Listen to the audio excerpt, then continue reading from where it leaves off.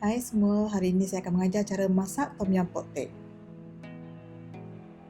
Bahan-bahannya, sediakan ayam, udang, make sure remove dia punya saluran tahi. Sotong saya suka hiris macam ni supaya rasa dia lagi masuk ya.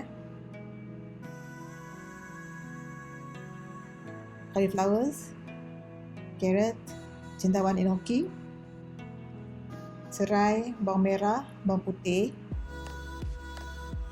lengkuas dengan bawang holland, sos ikan, 1 cube tom yum, susu cair dan paste tom yum ya. Paste tom yum saya suka beli jenama yang ni sebab kedai-kedai di Thai semuanya menggunakan jenama ni ya.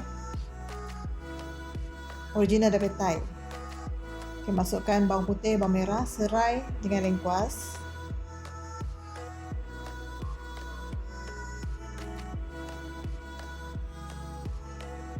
Tunggu mendidih, masukkan paste tom yum.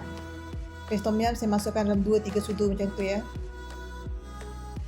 Agak-agak kalau dia dah merah tu, dah cukup lah tu. Ini saya masukkan cube tom yum. Cube tom yum saya masukkan dalam separuh, 1 ataupun separuh. Masukkan ayam.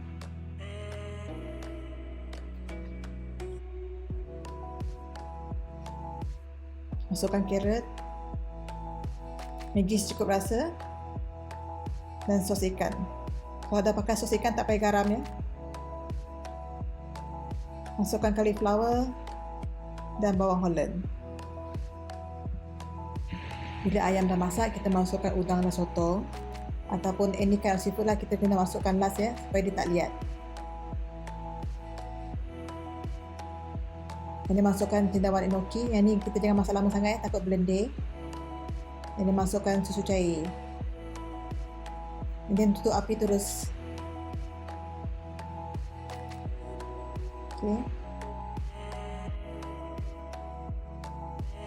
Okey, tom yum dah sedia dihidang. Jangan lupa subscribe, like and share saya punya video ni ya. Terima kasih.